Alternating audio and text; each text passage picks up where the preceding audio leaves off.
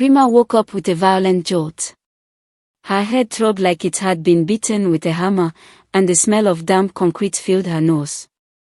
Her wrists were tied tightly behind her back, cutting into her skin, and a rough blindfold pressed against her eyes. Panic flooded her chest as memories came crashing back, the van, the shouting, the hands dragging her away. She tried to scream, but her mouth was dry, her throat burning. When she finally managed to speak, her voice came out cracked and weak. "Hello. Please, is anyone there?" Her words echoed in the darkness, unanswered. That was when the terrifying truth settled in. She wasn't dreaming. She had been kidnapped. Somewhere far away, Chief Abikimi sat alone in his massive living room, staring into nothingness. His body was free, but his soul was still chained to the trauma of captivity. His hands trembled slightly as he held his cup of tea, the liquid slushing dangerously close to the rim. Papa Timmy hovered nearby, watching him with worried eyes. The old chief had not slept since his release. Every sound made him flinch. Every shadow looked like death returning to finish the job. Just as he opened his mouth to speak, his phone rang. The sound cut through the silence like a gunshot. He stared at the screen, his heart sinking when he saw an unknown number. Slowly, hesitantly, he answered. "Hello." A distorted voice responded, cold and merciless. "Chief Abikimi, we have your wife." The cup slipped from his hand and shattered on the floor.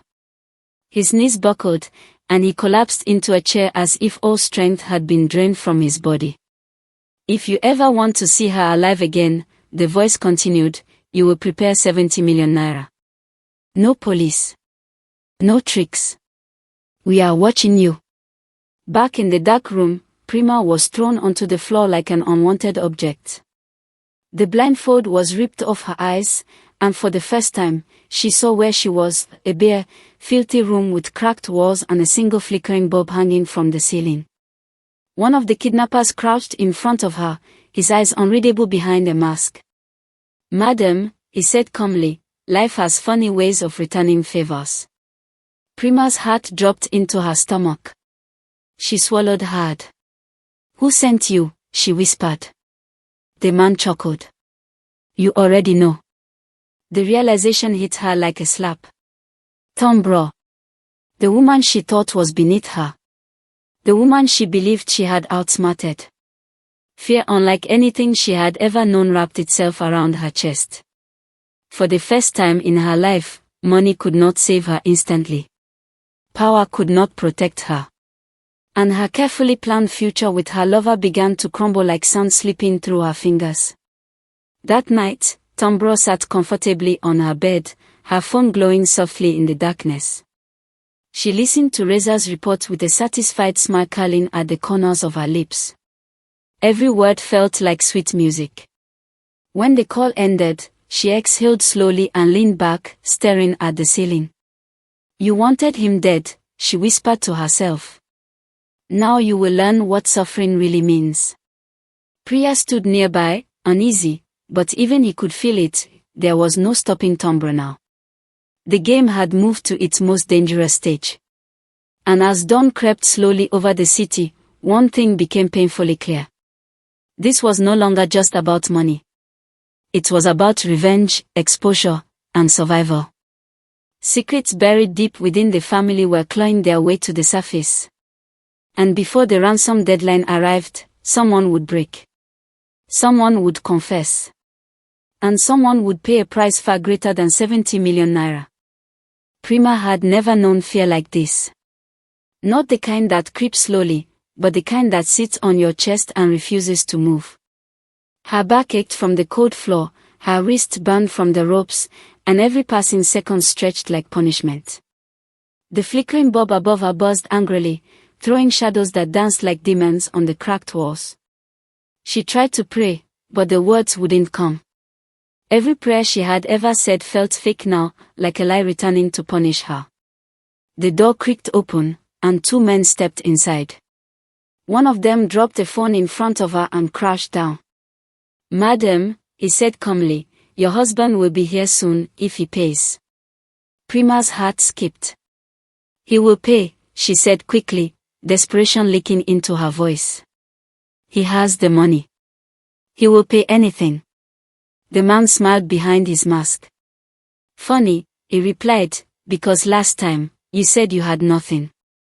You even told us to kill him.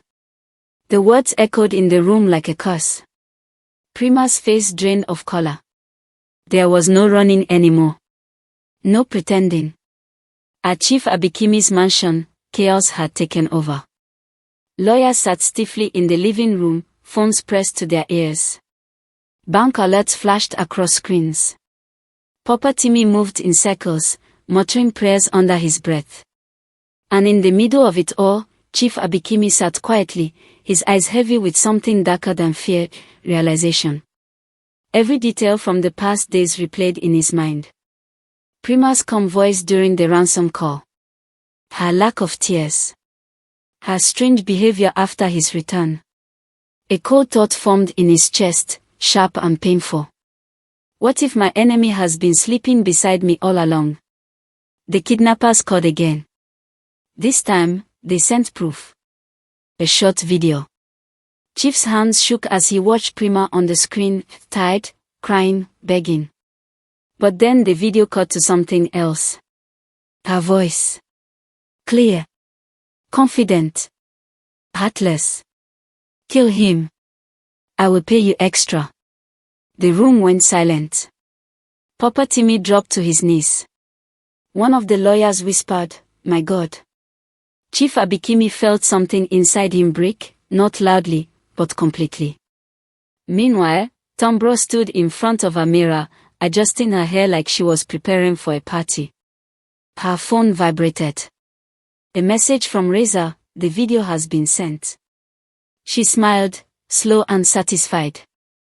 "Now," she whispered, "let the truth do the killing." But beneath that smile, something stirred, unease. Once secrets start moving, they don't obey anyone. Not even the person who released them. Back in the dark room, Prima's cries grew louder, more frantic. "Please," she screamed, "I made a mistake. I was angry. I didn't mean it." One of the men leaned close to her ear. "Madam," he said softly, "mistakes don't cost lives. Choices do." Her knees gave way, and she collapsed, sobbing, knowing the story she thought she controlled was now being written by someone else. As night fell, the countdown began. 70 million naira. 24 hours. One marriage already dead. And a truth so toxic it threatened to burn everyone it touched. When morning came, there would be no hiding. No excuses. And no mercy. Dawn broke with a cruel calm, the kind that pretends nothing terrible is about to happen. Chief Abikimi sat alone in his study, the house buzzing with whispers outside his door. The video still echoed in his head, Prima's voice, steady and merciless, ordering his death like a routine transaction. He didn't cry. He didn't shout. Something colder had taken root inside him.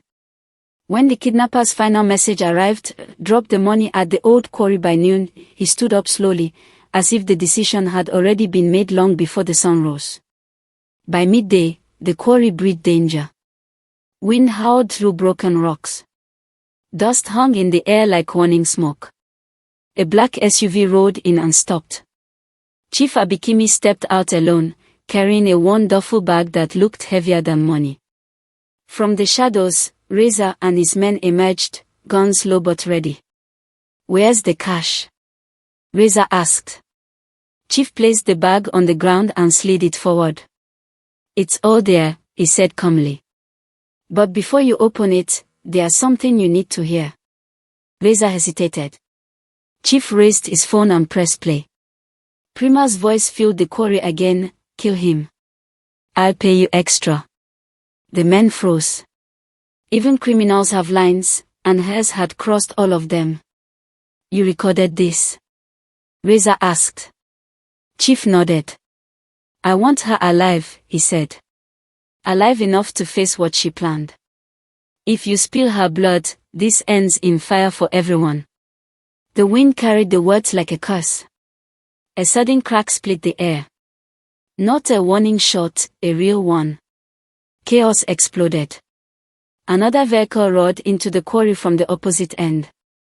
Guns barked. Men scattered. Someone screamed. The duffel bag burst open, not with money, but with metal. GPS trackers.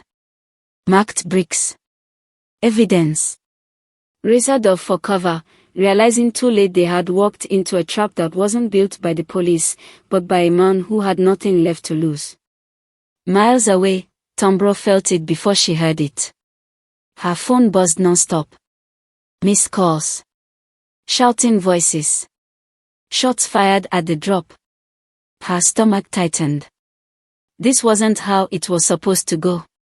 She had planned leverage, fear, control. Not blood. Not chaos. When Reza finally got through, his voice was raw. Madam, things have changed. Your uncle isn't begging anymore. He's hunting. Tombra's reflection stared back at her from the dark screen, eyes sharp, lips trembling. For the first time, the weight of what she had done pressed down on her chest. Families ruined. Blood spilled. A line crossed that couldn't be uncrossed. She had wanted revenge to taste sweet. Instead, it tasted like iron. Back at the quarry, sirens wailed in the distance, too many, too fast. Reza's men vanished into the rocks. Chief Abikimi stood where he was, dust on his shoes, eyes steady. He made one final call. Release her, he said. Now. Then he added, voice low and final, and tell Tombro, this ends today.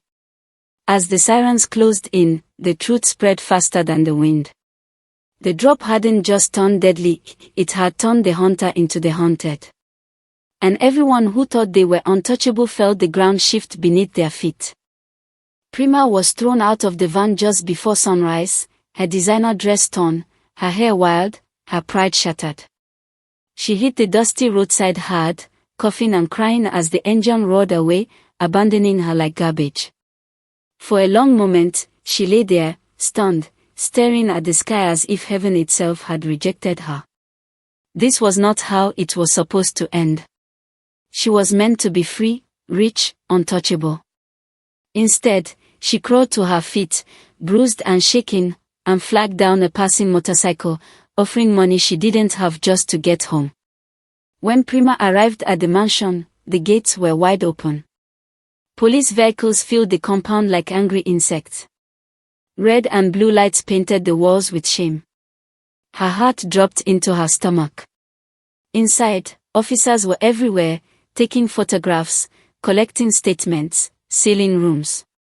And there, sitting calmly in the living room like a king on his throne, was Chief Abikimi. Clean. Composed.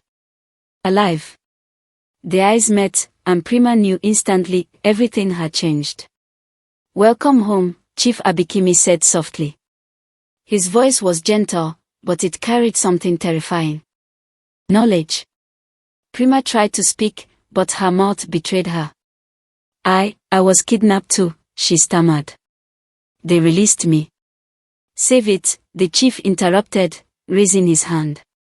An officer stepped forward and placed a phone on the table. One tap. Prima's own voice filled the room again, sharp and merciless. Kill him. I'll pay you extra. The room went silent. Even the police exchanged looks. Prima collapsed onto the sofa, her legs giving way. Tears came fast now, messy and desperate. She reached for Chief Abikimi's feet, grabbing his trousers. Please, she sobbed. I was angry. I wasn't thinking. I didn't mean it. Chief Abikimi stood slowly and stepped back, as if her touch burned. You meant every word, he said. You just didn't expect me to survive. Outside the mansion, the news spread like wildfire. Neighbors gathered. Phones recorded. Whispers turned into shouts. The beautiful marriage everyone admired cracked open, revealing rot and poison inside. By noon, Prima was led out in handcuffs, her head bowed, her face hidden from cameras that showed no mercy. The woman who once ruled the house like a queen was now reduced to a headline. Across town, Tambra watched the arrest on her phone. Her fingers trembled so badly she almost dropped it.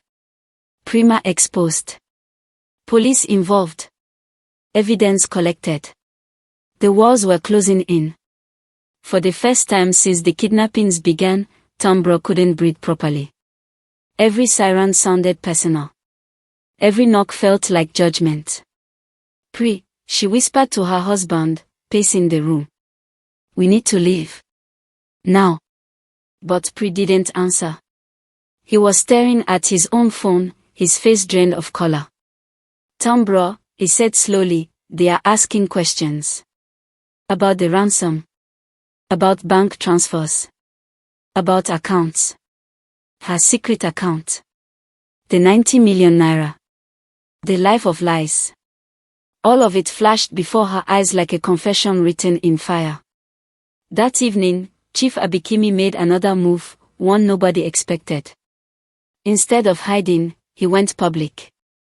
Standing before reporters, his voice steady, he said, "This was not just about me. This was about greed inside family.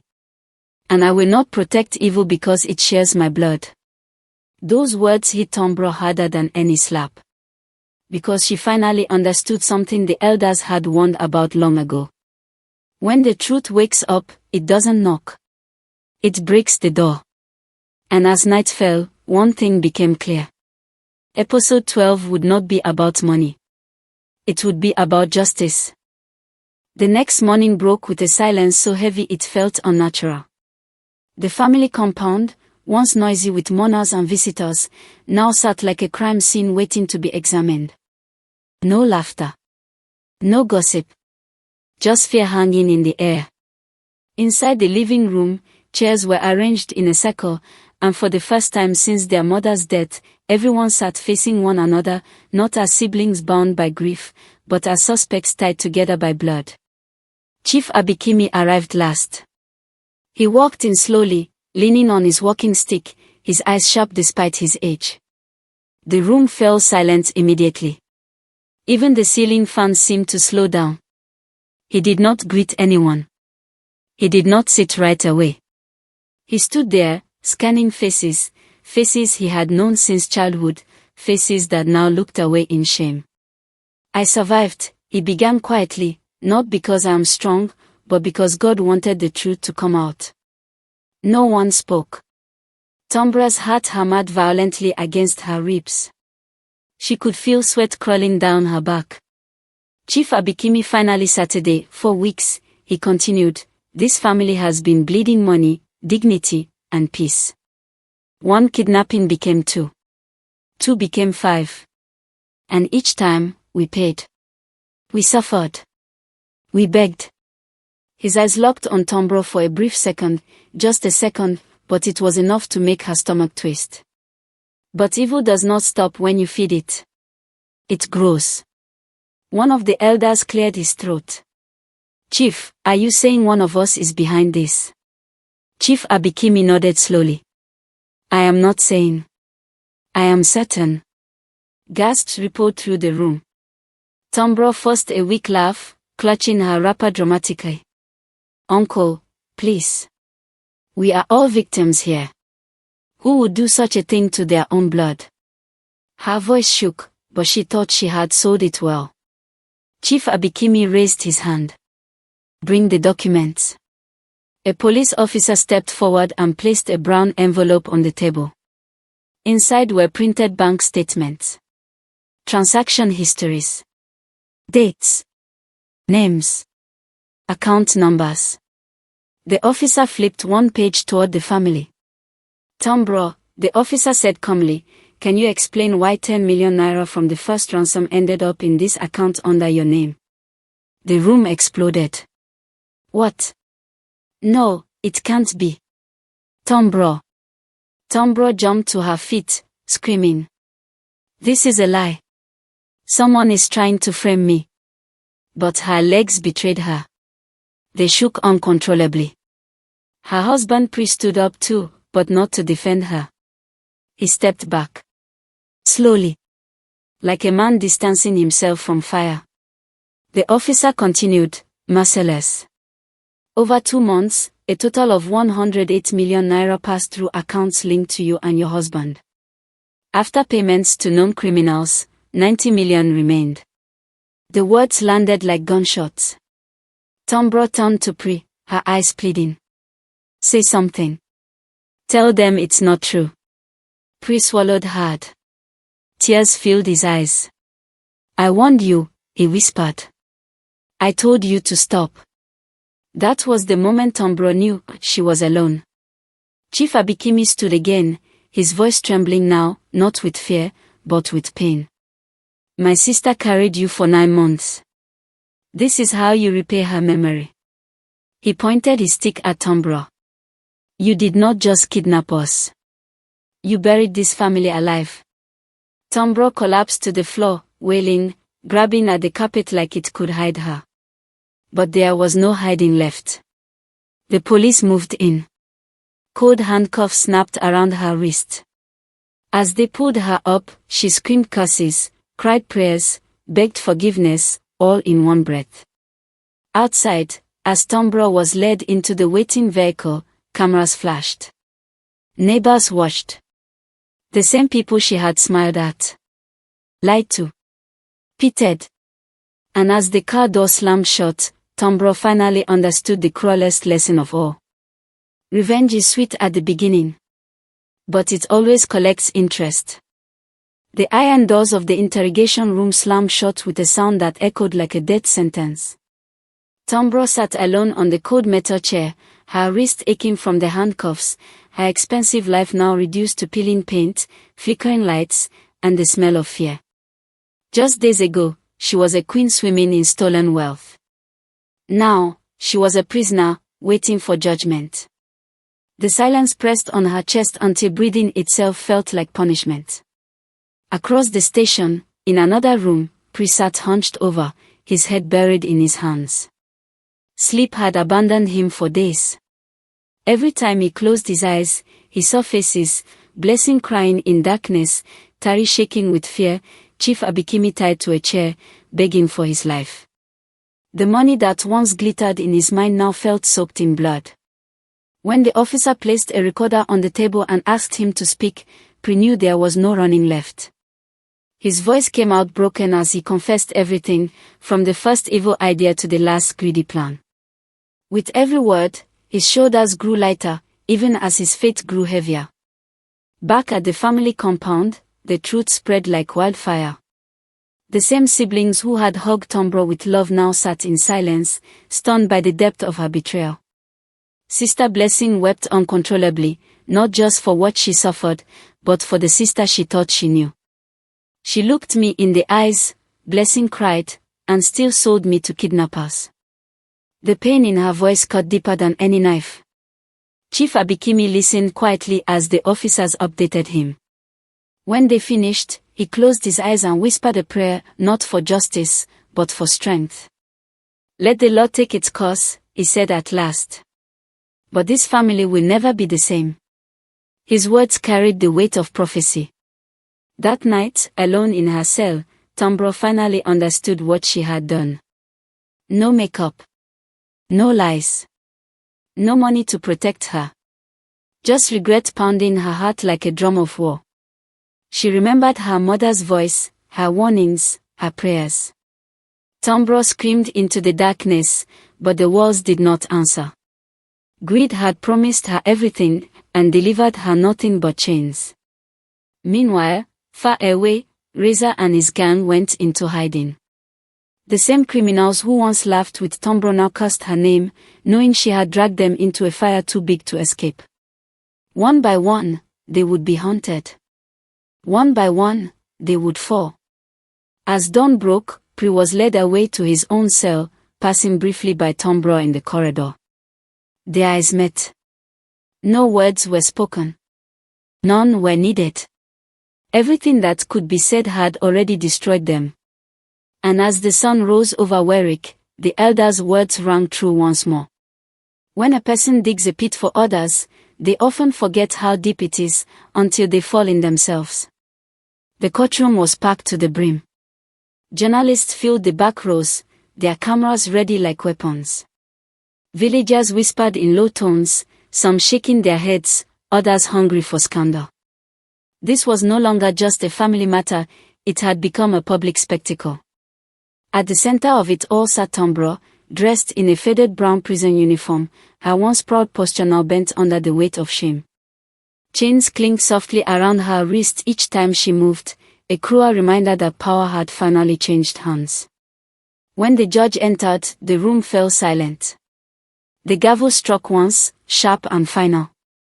Court is now in session. The prosecution wasted no time. One by one, the charges were read aloud: conspiracy, multiple counts of kidnapping, financial crimes, emotional trauma, and attempted murder. With every charge, Tombra's face grew paler. This was no story she could twist. No lie she could sell. These were facts, heavy and unforgiving. Then came the witnesses. Sister Blessing was the first to take the stand.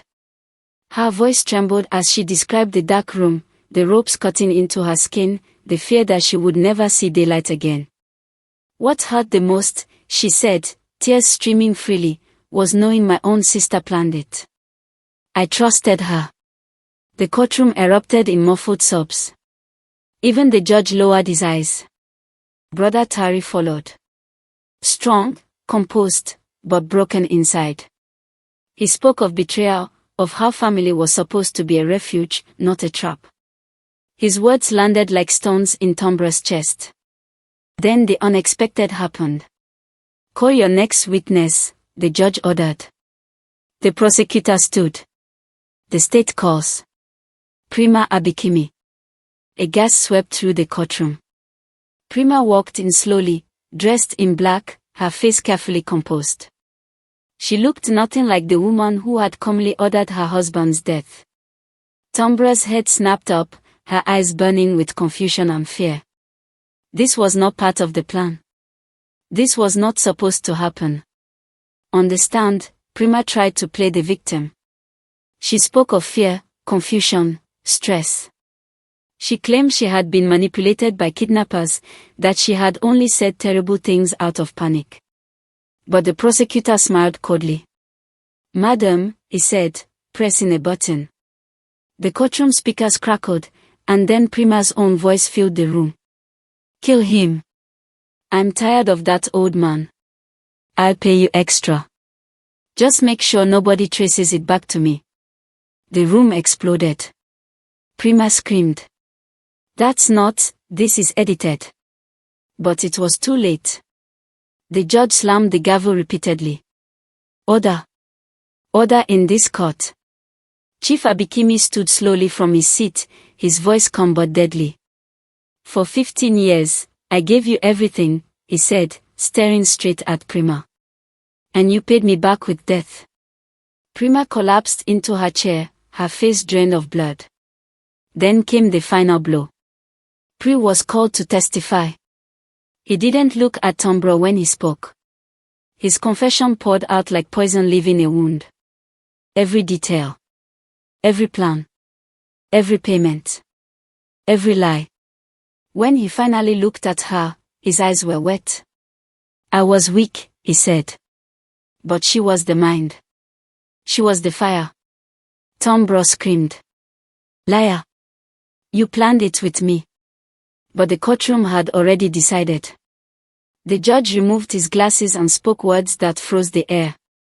This court will adjourn until sentencing. But let it be known, greed has no mercy, and blood betrayal carries the heaviest punishment. As Tombra was dragged away, she locked eyes with Chief Abikimi. There was no hatred in his gaze. Only disappointment. And that hurt her more than prison ever could. The courtroom was silent, too silent. The kind of silence that presses against the chest and makes breathing difficult. Every eye was fixed on the judge as he adjusted his glasses and opened the thick brown file before him. This was it. The end of the road. No more delays. No more excuses. Tombro stood in the dock, her knees weak, her palms sweating. For the first time since her mother's death, fear had completely swallowed her pride. Not the fear of poverty. Not the fear of shame. But the fear of consequences. The judge cleared his throat. Tombro God's power, he began, his voice calm but heavy. You were entrusted with the sacred bond of family. Instead of protecting it, you weaponized it. You turned blood into bait and love into a trap. Every word landed like a hammer. You planned and executed the kidnapping of your own siblings for financial gain. You collaborated with criminal networks. You caused irreversible psychological damage. And in the case of Chief Abikimi, your actions nearly resulted in murder. Tombra's lips trembled. Her mind replayed everything: money alerts, fake tears, secret calls, laughter behind closed doors. It all felt distant now, like a bad dream she couldn't wake up from.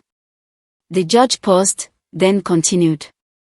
This court sentences you to life imprisonment with no possibility of parole for 25 years. A loud gasp tore through the courtroom. Tombro screamed. No. Please. Mercy. I'm their sister. I made a mistake. She fell to her knees, grabbing the edge of the dock like it could save her. But Mercy had already left the room. Then the judge turned his gaze to Pri. Pri, God's power, you willingly aided these crimes. Though you showed remorse and cooperated with authorities, your hands are not clean. Pri closed his eyes. You are hereby sentenced to 20 years imprisonment. Tears streamed down his face, not tears of anger, but of regret. If only he had said no. If only he had walked away. Next came Prima. The courtroom grew tense again as the judge faced her. Prima Abikimi, he said slowly, your recorded instruction to have your husband murdered is one of the most disturbing acts this court has encountered. Prima shook her head violently. I was angry. I didn't mean it. But the law does not negotiate with intention.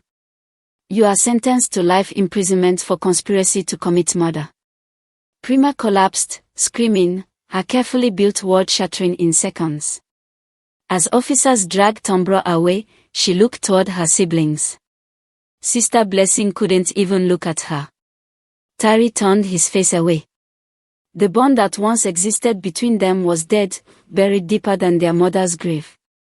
Only one person stood. Chief Abikimi. He walked slowly toward Tombro, the courtroom holding its breath. My daughter, he said softly, greed made you deaf to wisdom. But prison will give you time to listen. Tombro broke down completely. Outside the court, reporters shouted questions, cameras flashing like lightning. But inside the prison van, Tombro sat in silence, staring at her reflection in the metal wall. No makeup. No wealth. No power. Just consequences. Epilogue. Years later, the family compound was quiet again. The scars remained, but healing had begun. The siblings rebuilt their lives slowly, carefully, with trust and not assumed. And Tombro. She woke every morning behind iron bars, haunted not by poverty, but by the faces of the people she destroyed. Because in the end, the elders were right. Money can buy silence, but it can never buy peace.